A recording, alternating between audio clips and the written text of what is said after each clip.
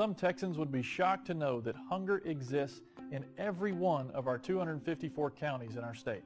In fact, Montgomery County, which is home to the Woodlands and some of the wealthiest zip codes in Texas, has a 15% food insecurity rate. Nearby Harris County, where Houston is located, has an 18% food insecurity rate.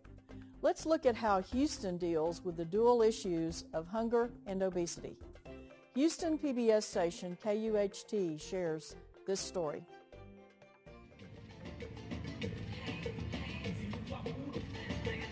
While Houston may lead the nation in childhood obesity, it also leads in creative solutions. Fernanda Mejia is one of the nearly 36% of kids in Houston ages 6 to 17 who are overweight. It took her a few years to lose the extra weight, and she did it slowly. I was like 9 or 10 when I came to Balance. What I like about the program is they make you eat healthy and they want you to be active. In just 1 year, she went from a body mass index ratio, which measures body fat based on weight and height, of 25, down to a healthy, normal 23. So this is about a standard portion size. The answer? The Summer Bounce program, which started at the University of Houston in 2005. Why summer? That's the time kids tend to gain the most weight.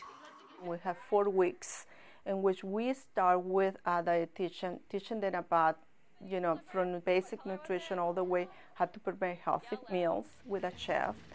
And also we offer the children over 21 physical activities. El saber leer como las etiquetas. I learned to read labels, how many calories we tend to consume without knowing it, and how to stay active at least 30 minutes a day. I don't want anything to happen to me. I don't want any diabetes. I will try to eat healthy. Dr. Olvera finds immigrant families especially challenging because for many, junk food represents the American dream. Some of these families come from a lot of places when there is a lot of poverty, where there are limited sources of food. Many of these families live in food deserts, found in low-income neighborhoods and having little or no access to healthy foods.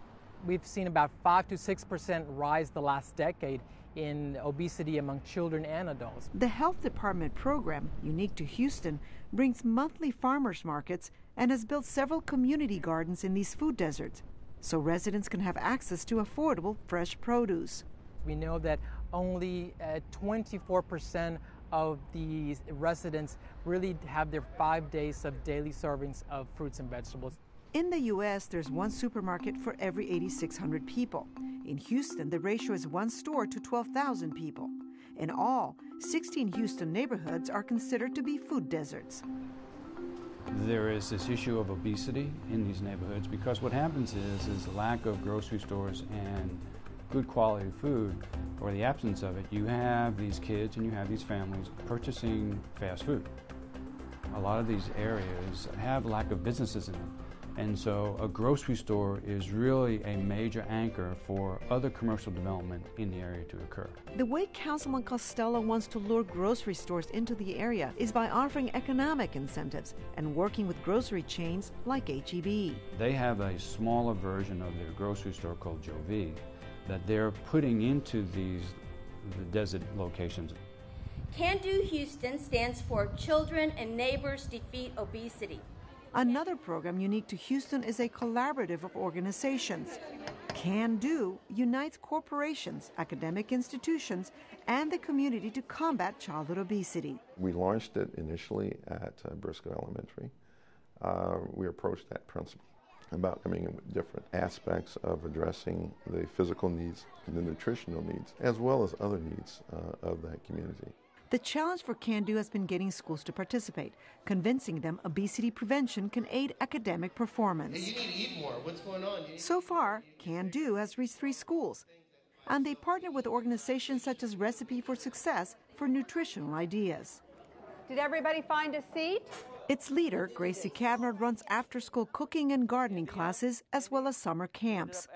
It reaches 3,000 children each month, and its curriculum is now being implemented nationwide. Our overarching goal is to change the way our children eat. And I think if anybody becomes familiar with their food from seed to plate, it can change the way they eat for life. Can Do wants to expand, but they're limited by a lack of financial resources, a key challenge when it comes to childhood obesity and the other side of the coin, food insecurity and hunger. According to the Census Bureau, 3,600 children go hungry in the greater Houston area each day. The childhood hunger rate is odd in that children are the most likely to be poor, overwhelmingly. They're the most likely to live in food insecure households. But good work is being done. The food bank feeds about 70,000 children a week, and the nutritional value of their meals has improved due to the obesity epidemic. Well, the state of Texas actually at the school level has done a lot to change. We all moved to whole grains, low sugar, higher in fiber, more fresh fruits and vegetables. Though the food bank has grown, distributing 70 million pounds of food a year, feeding the hungry is still a Band-Aid approach. Hunger is poverty-driven. It's poverty and near poverty-driven.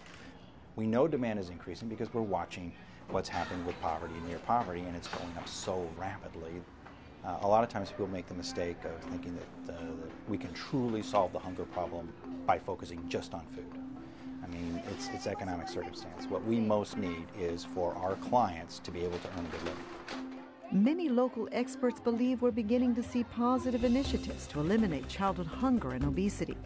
With ongoing community involvement, they hope these strategies will impact generations to come.